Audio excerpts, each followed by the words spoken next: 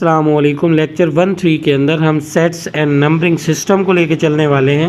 इस लेक्चर को हम दो हिस्सों में डिवाइड करेंगे, पहला सेट्स होगा और दूसरा नंबरिंग सिस्टम होगा। तो पहले आज हम सेट्स के बारे में बात करेंगे। डेफिनेशन से स्टार्ट करेंगे। सेट की डेफिनेशन क्या है वो समझेंगे। A set is an unordered collection of distant objects.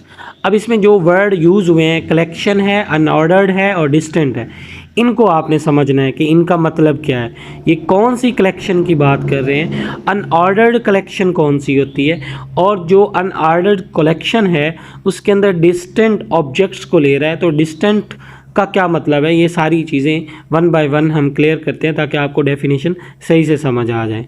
तो यहाँ पे जो unordered collection of distant objects है, तो अनऑर्डर्ड कलेक्शन जो कि डिस्टेंट ऑब्जेक्ट की है, ये ज़रूरी नहीं है कि उनकी एक स्पेसिफिक प्लेस हो, वो किसी भी तरतीब से लिखे जा सकते हैं। अब डिस्टेंट ऑब्जेक्ट्स मींस के एक एलिमेंट या एक हम ऑब्जेक्ट कहेंगे जो कि रिपीट नहीं होगा। अगर एक ऑब्जेक्ट जो है पहले से एग्जिस्ट करता है उस कलेक्शन के अंदर, तो दूसरी दफ़ा उस कलेक्शन का वो हिस्सा नहीं होगा।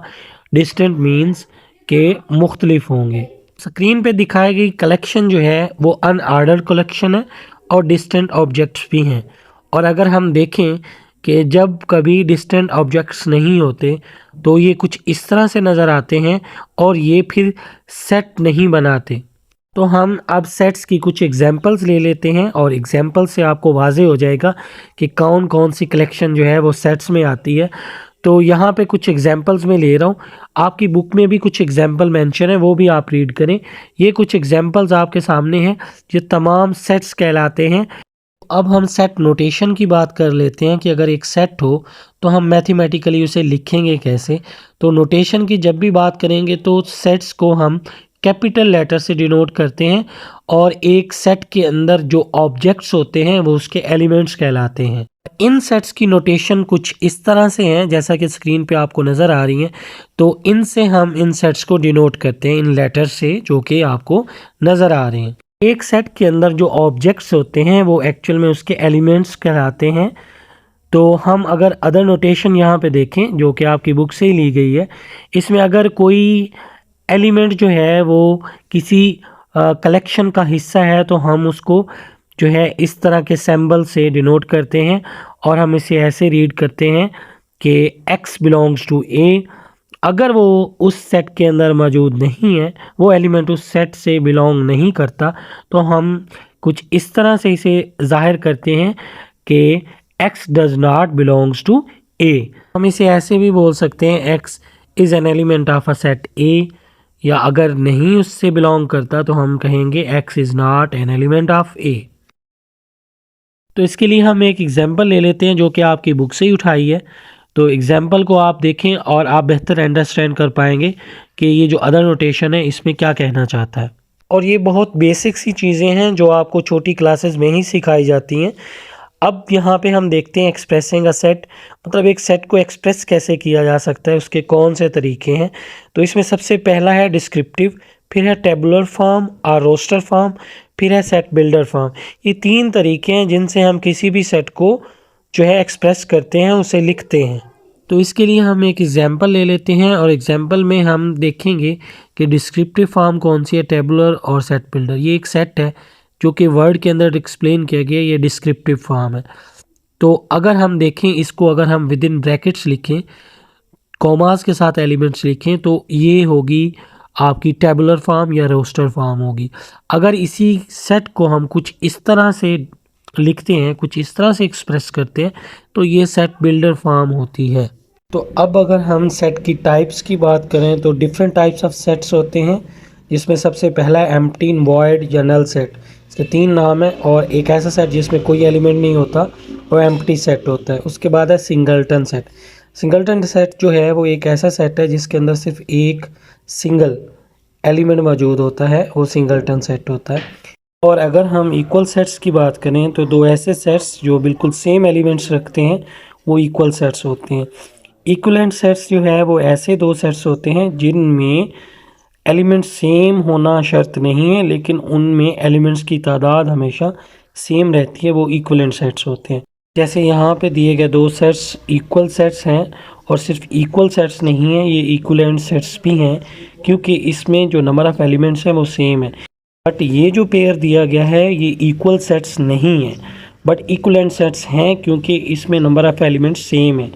एलिमेंट्स चूँकि एक जैसे नहीं है, सेम नहीं है, तो ये इक्वल सेट्स नहीं कहलाएंगे, बट इक्विवेलेंट सेट्स होंगे। और अगर हम अब सबसेट की बात करें तो कोई भी दो हम सेट ले लेते हैं, ए एंड बी। अब यहाँ पे मौजूद जो बी सेट है वो ए का सबसेट है, क्योंकि बी के तमाम एलिमेंट ए सेट के अंदर मौजूद हैं, ठीक है। और इसी तरह चूँकि ए सेट जो है वो बी के तमाम एलिमेंट्स अपने अंदर रखता है, तो हम ए सेट को सुपर सेट कहेंगे और बी सेट को हम ए सेट का सबसेट बोलेंगे। हम कुछ इस तरह से लिखते हैं, यहाँ पे बी को ये दिखाया गया है कि वो ए का सबसेट है, और यहाँ पे ये दिखाया गया है कि ए जो है वो सुपर सेट है सेट बी का। अब हम देख लेते हैं प्रॉपर सबसेट को। तो प्रॉपर सबसेट को हम एक एग्जांपल से समझते हैं। यहाँ दो सेट दिए गए हैं, ए और बी, जो एग्जांपल मैं पहले भी ले चुका हूँ। यहाँ बी जो है वो ए का प्रॉपर सबसेट है। बट अगर ऐसा होता कि जो ए के एलिमेंट हैं सेम वही बी के एलिमेंट होते हैं, मतलब वो सेम या इक्वल सेट्स होते, तो फिर हम कहते हैं कि ये एक दूसरे के इम्प्रॉपर सबसेट्स हैं। अब हम देख लेते हैं यूनिवर्सल सेट को। तो अंडर डिस्कशन जितने भी सेट्स होंगे और उसके एलिमेंट्स को अगर हम एक सेट की शक्ल में लिख लें, ठीक है, तो हम क्या कहेंगे कि वो एक यूनिवर्सल सेट है। या हम ये कह सकते हैं कि यूनिवर्सल सेट एक ऐसा सेट होता है जो अंडर डिस्कशन तमाम सेट्स के एलिमेंट्स को रिप्रेजेंट करता है। उसके अंदर वो तमाम एलिमेंट्स मौजूद होते हैं जो बाकी सेट्स के अंदर मौजूद हैं। यूजुअली हम इसे लेटर यू से डिनोट कर रहे होते हैं। अगर हम मज़ीद इनकी टाइप्स देखें तो फाइनाइट सेट्स होते हैं, वो सेट्स होते हैं जिसमें लिमिटेड नंबर ऑफ़ एलिमेंट्स होते हैं, और इसी तरह इनफाइनाइट सेट्स होते हैं जिनमें अनलिमिटेड नंबर ऑफ़ एलिमेंट्स मौजूद होते हैं। और इसी तरह डिसजॉइंट सेट्स होते हैं जिसमें कोई भी एलिमेंट कॉमन नहीं होता, और अगर देखें हम अगर एलिमेंट्स कॉमन आ रहे हैं दोनों सेट्स के अंदर तो उनको हम ओवरलैपिंग सेट्स बोलते हैं। अगर हम एक सेट, मान लो वो ए सेट है, उसके तमाम सब सेट्स को एक सेट की फॉर्म में लिख लेते हैं, तो हम उस सेट ए का उसे पावर सेट बोलेंगे। जैसा कि आपको स्क्रीन पे दिखाया जा रहा है, ये हमारे पास ए सेट है और इसको हम इस ए सेट का पावर सेट बोलेंगे, और ये जो पावर सेट है ये उस ए सेट के तमाम सबसेट्स पर मुश्तमिल होगा। तो जैसे नंबर्स के ऊपर कुछ ऑपरेशंस होते हैं, जैसे उन्हें हम समेशन उनका करते हैं, सब्ट्रैक्शन करते हैं, मल्टीप्लिकेशन करते हैं, इसी तरह इन पे भी कुछ ऑपरेशंस होते हैं। तो जो सेट्स के ऊपर ऑपरेशंस होते हैं उनमें सबसे पहले नंबर पे है यूनियन, फिर इंटरसेक्शन है, फिर डिफरेंस है, फिर कंप्लीमेंट है। तो इसी तरह कुछ लाज भी होते हैं सेट्स के ऊपर, तो वो भी हम देख लेते हैं। तो यूनियन और इंटरसेक्शन को लेके जो लाज होते हैं सेट्स के ऊपर वो भी हम देख लेते हैं। बस हम उन्हें रिकॉल कर लेंगे, आपके माइंड में होना चाहिए कौन कौन से लाज हम पढ़ चुके हैं, कौन कौन से लाज के बारे में हम पहले से जानते हैं। तो इनमें सबसे पहले कम्यूटेटिव लॉ है, फिर एसोसिएटिव लॉ है, उसके बाद डिस्ट्रीब्यूटिव लॉज हैं, और उसके बाद डिमॉर्गन्स लॉज हैं।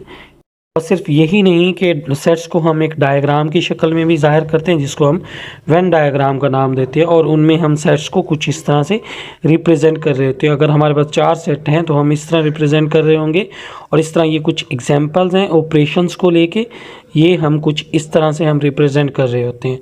आपने क्या करना है, आपने इन सब चीज़ों को एक दफ़ा पढ़ लेना है, देख लेना है, इनकी डेफिनेशंस देख लेनी है, और इन पे जो ऑपरेशंस हैं वो किस तरह हम परफॉर्म करते हैं, छोटी क्लासेस में हम पढ़ते हैं, वो सारी चीज़ें आपने एक दफ़ा अच्छे से देख लेनी है, कर लेनी है, ताकि आपका ये सेट वाला जो टॉपिक है इसमें कोई भी चीज़ बाकी ना रहे।